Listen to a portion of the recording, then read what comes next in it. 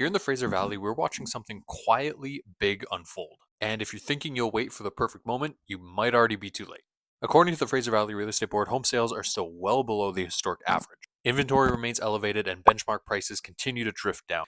It remains very much a buyer's market with the sales to active listing ratio well below what's called a balanced market. But here's where things get interesting. We've got a perfect storm of factors setting the stage, and here's my speculation about what's going to happen over the next 3 to 6 months. Number one, the fact that prices are easing and buyers have the upper hand gives a short window of leverage, but that window is not going to stay open forever. Sellers who have been holding out will start adjusting their prices as rates ease and buyers realize the opportunities in front of them.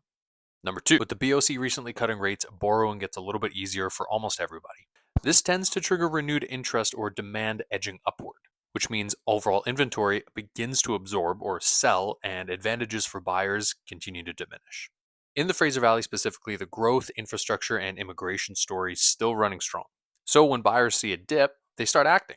The risk is we'll hit a point where activity starts to pick up and then prices stop falling or maybe even reverse. Number four, if you're a buyer that's waiting for a big crash, I don't think that's where we're headed. Instead, I see a scenario where prices gradually start to climb. This is due to rate relief plus remaining affordability equaling momentum. Number five, for sellers, the takeaway is this. You're not late, but you don't have infinite time. If your pricing is realistic and you act when buyers are motivated, you can still capture value before the market flips. Number six, for investors, this might be your moment to lock something in.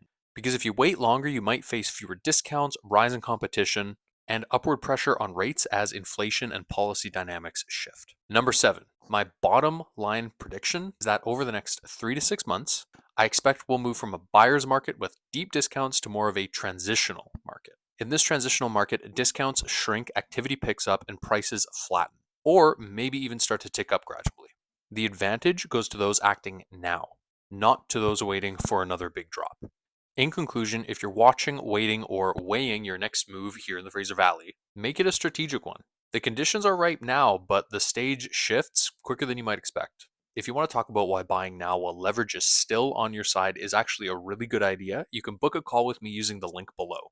Other than that, thanks for watching. If you got value from this video, make sure to like and subscribe. And as always, I'm Matt and I'm bringing you down to earth.